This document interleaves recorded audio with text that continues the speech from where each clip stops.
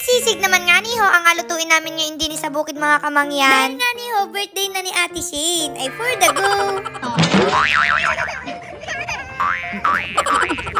So ayun na nga niyo pala mga kamangyan, ngayon parang December, isa lang ho yung may birthday sa aming family at yun nga niyo si Ate Shane. Sa mga hindi ho nakakaalam, si Ate Shane, siya ho yung asawa ni Kuya Umpong, ng amin hong pangalawang kapatid. Basta yung inattenda namin ng kasal, tinanong ko nga ni rin ho sila kung ano nga ni ho yung alutuin namin na panghanda. Siyempre ho, kapag mga garning birthday, hindi ho talaga nawawala yung pansit, gawa ng nasabi, pampahaba daw ng buhay. Pero siyempre, ganda tayo niyan, sino ka namang ayaw humaba ang buhay. Parang nga niyo may pangulam ka ako, magluto din kami ng sisig. Pero sabi namin, bakit hindi na lang pagsamahin yung sisig at yung pansit? Grabe, napakatalino. Minsan kasi mga kamangyan, inaulam din ho talaga namin yung pansit. Ewan ko, pero nasasarapan din talaga akong iulam yun. Tapos lalo na kapag may mga sahog-sahog, may karne, may kikiam, squid ball. O ay di lalo na ngayon pag nilagyan ng sisig. Tapos so favorite din talaga ni Ate Shane yung nachos. Kaya kakoy agawan na lang din namin siya din eh. Kasi syempre, birthday girl. Grabe, sana all birthday girl. So ayun, dahil nagpainit na nga niyo pala ako ng mantika din eh. Saka ako naggisa na rin nga niyong bawang at saka sibuyas. Medyo pinabrown-brown ko lang ho. Saka ako na nilagay diyan yung kikiam at saka squid ball na ginayat-gayat ni Kuya Umpong at saka ni Kuya Julius nyo. At alam nyo na, kapag pansit maraming gayatin niyaan. Kaya ayan, nagtulong na si Ate Tintin at saka aring birthday girl na si Ate Shane. Tapos maya-maya nga niyo, habang nagagayat-gayat sila diyan, nagulat kami kasi nga niyo, dumating si Kuya Louie. Ang luwasan kasi tingnan nyo naman ang mga dala-dala. Hindi si Nanay Nini yung aming lula. Mga hindi ho nakakalam diyan, si Kuya Louie, kapatid ho siya ni tatay. At grabe, yan ho, ang pinakamadaldal sa buong mundo. Hala, sa buong mundo. Talagay walang tigil ang bibig. So alam nyo na kung saan nagmana ang kamangyan nyo. At ang pinakagusto talaga namin part kapag may mga garning nag-uwian galing Maynila, ayan nga rin yung mga pasalubong. Kahit dati pa ho, ng mga bata pa kami, yan talaga yung hindi nawawala, yung mga kalendaryo. Nakakatuwa kasi talagang pinakustomize pa, may nakalagay pa na Lasak Family, ganyan. Basta kahit dati pa ng mga bata pa kami mga kamangyan, lahat kami may mga pasalubong. At dapat to pare-parehas, lalo na kapag mga bata para walang inggitan. Kung may pamuyod yung isa, dapat may pamuyod din yung isa. Kung may headband yung isa, dapat may headband din. Kasi one time, parang mas marami dun sa isa, nagkaroon ng inggitan. Sabi namin, parang mas mahal niya si ganito, si ganyan. Salamat. Nakatawa pa nga niyo si Tatay Dini, gawa ng pati picture ng mga kandidato doon sa kabila, ay dala-dala din. So, paano namin abuto?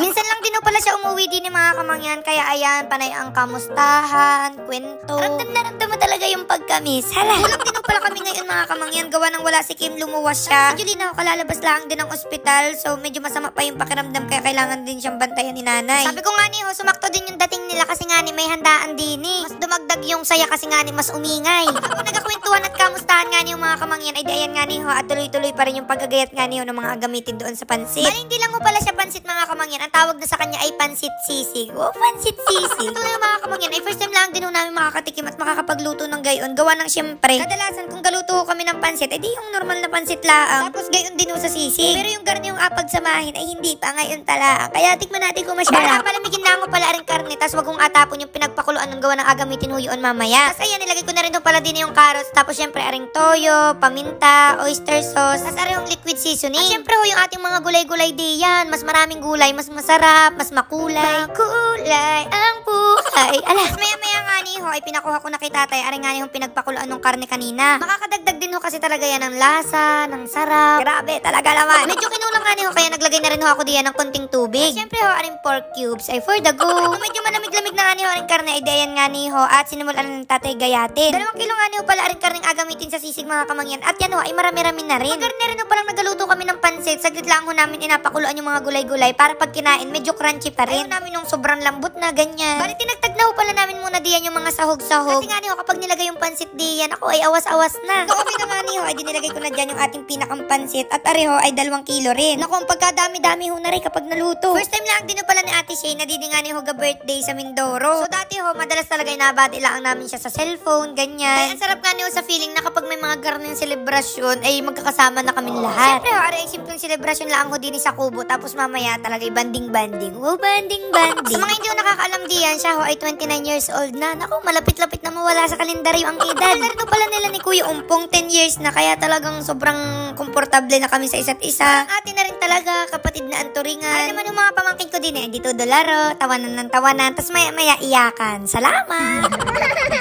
So ayan, bali din naman ho sa isang tabi ay aprituhin naman ho yung karne na ginayat-gayat ho ni tatay na para sa sisig. Kung hindi pa nga ho sobrang init ng mantika, ayan nga ho at isa-isa ko nang nilagay yung karne diyan para hindi sobrang magtalsikan yung mantika. Alam nyo naman, sobrang sakit talaga sa balat, makakasugat. Aba, ay sayang naman ang balat kung mapapasok nang wala sa oras. Tinuloy na rin pala ni paring Jun yung pagpiprito diyan mga kamangyan. Medyo apalutong-lutongin lang, pa-brown-brownin. Medyo mabilis lang ho pala yan mga kamangyan. Gawa ng diga ho kanina ay napakuluan na. So luto na yan, malambot na. Tata, yan ay panglahok sa pansit ha, pang merienda, pang ulam, hindi pang pulutan. Salamat! Naluto na rin ho pala yung last na nilagay ni tatay ng mga karne mga kamangyan. Kaya ayan nga ho at kinuha na niya para mamaya ho ay magayat ng medyo maliliit. Balik na rin ho pala tayo din sa pansit mga kamangyan. Ayan nga ho at binalik ko na diyan yung mga sahog na kinuha ko ho kanina. At grabe, sobrang dami. Talaga namang dini pala ang solve na solve ka na. Sabi ko rin nga ho dini kay Kuya Umpong ay manguha na ho ng sili dini ho sa kanilang taniman. Wow, taniman. Yun ho kasi yung agamitin doon sa sisig at alam nyo naman kapag sisig kailangan talaga ay medyo marami-rami talaga yung mga sili-sili. Buti na nga nila ang at masipag magtanim rin sina Kuya o ay di may makukuha kami dini. Nakakatuwa din nga ho kasi nakakapagbenta na sila sa palengke niyaan. Naku, ito na talaga yung susi sa tagumpay. Ginit-ginit na rin ho pala ni tatay dini yung karne mga kamangyan para nga ho magawa na namin yung sisig. Medyo inagutom na rin nga ho kami ng mga oras na gawa ng malapit na rin magtanghalian. Medyo konti lang ho pala yung sili na nakuha ni Kuya gawa ng kakaan nila ang daw ho nila nung isang araw. At okay din lang naman ho yun para makakain ho lahat din gawa ng di naman lahat ay mahilig sa maaanghang. Parang ang mahilig lang ho kasi ay ako.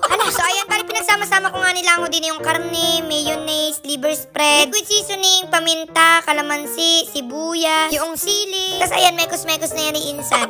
So iba't ibang way naman yung pagluluto ng sisig mga kamangyan kaya depende na ho yan sa inyo. Basta samahan ninyo ng pagmamahal. Hala. So ayan, balik nilipat na nga ho din sa isang lagayan, aring nga hong pansit, tsaka ho aring sisig. At sala, ito na yung ating pansit sisig.